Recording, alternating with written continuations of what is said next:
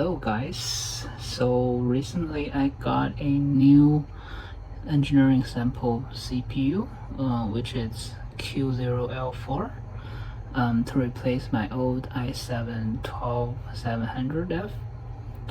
So basically this Q0L4 engineering sample is equivalent of 13900.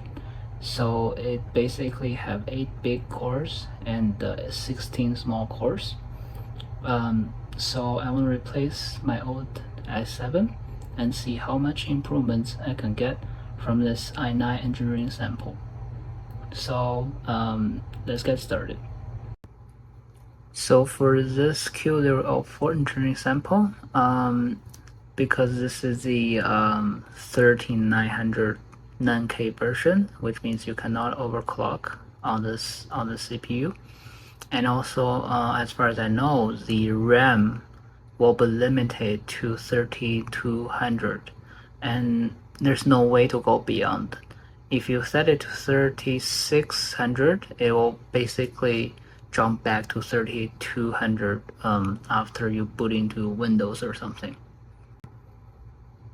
So another issue with this CPU is that the P core is normal. The E core has slightly higher voltage than P core, about 0.15 volt. So this would bring extra power consumption on the CPU, and leading to the temperature to be a little bit higher than regular 13900. But there's ways that you can set in the BIOS to basically address this issue. I will talk about this later. So a little bit more detail about this piece I got. So for this piece I got for about 300 Canadian dollars, which is basically a bit over 200 US dollars. Basically almost 200 bucks cheaper than the regular 13900. So I think this is a good value as far as I can tell, and I've actually been using it for some time now, and I really don't have any issue with it. I mean, if you limit the power in the BIOS, well, it's pretty good. It basically gets pretty much similar performance as you would get from a regular 3900, and about half the price. So I think this is a good deal if you can get it for a similar cost.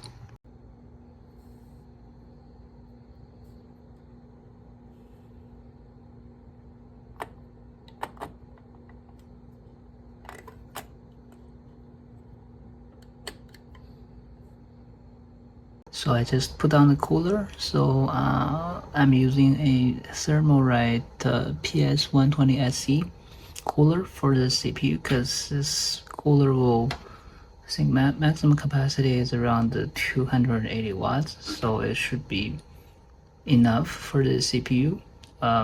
Because this Q0L4 maximum power, it can go as high as almost 300 watts. So ideally you want to either have a 240 liquid cooling or something like this, like a high-end air cooler.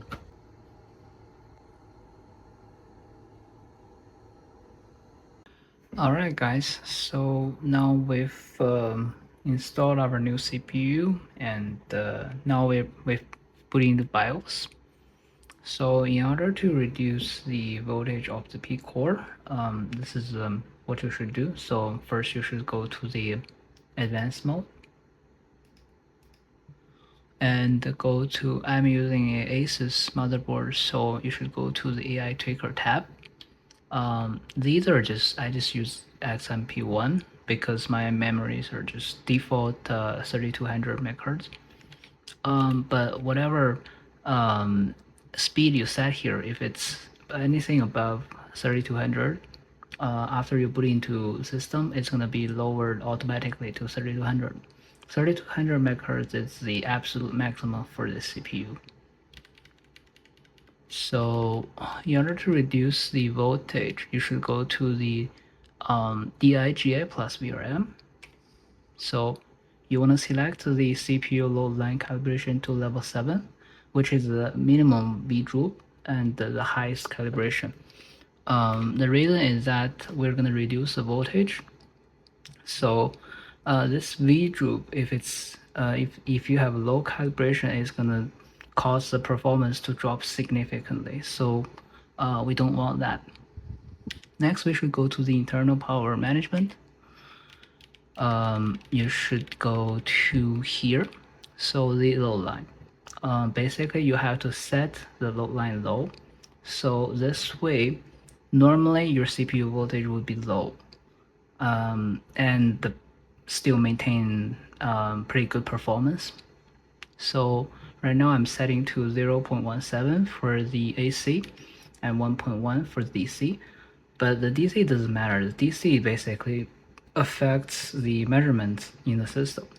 But the AC load line, this is the one that is gonna affect your basically V core, the core voltage. So right now I'm sitting at 1.332 volt. This is pretty normal for 13 gen CPU. But if I don't set this, you will see this number, this voltage goes to 1.4, 1.5 even. It's pretty high. And if you have the CEP options, you should disable them also. So after you're done with that, now you can save all your options and put into system. Alright guys, so now we've rebooted into Windows and we can take a look at the hardware info. So even though on the name it still shows 000, but here on the CPU QDF you can see it basically recognizes this CPU as Q0L4, which is actually the name we have right now. And also in the BIOS I set the power limit 1 to 225 and the limit 2 to 250 watt respectively. With this cooler, with this Thermalright PS120 SE, it's like it's pretty powerful cooler and basically can keep the CPU at around 80 degrees, basically below 80 degrees, which is amazing.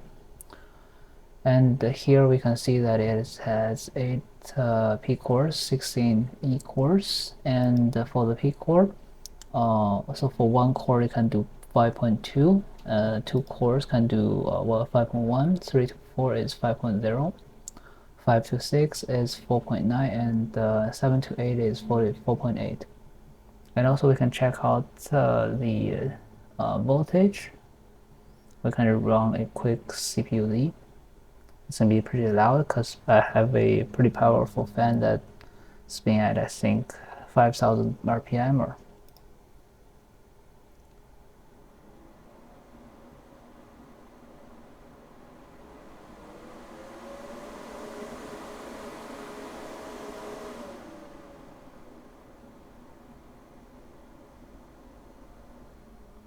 So as we can see that the core voltage is indeed slightly higher than P core, but most of the time it's within 1.4 volt, which should be more than enough. Because this CPU has this issue that the E core is slightly higher, has a slightly larger voltage. If you don't undervolt the CPU, there's a chance that you're going to destroy the CPU.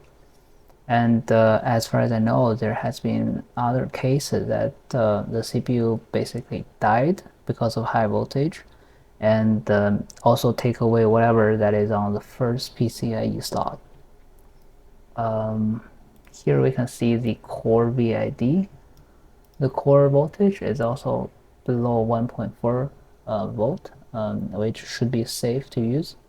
And still, even though the single core is slightly lower than standard version, like the standard version of the 13900, but it's still quite powerful, and the multi-core is not too far behind.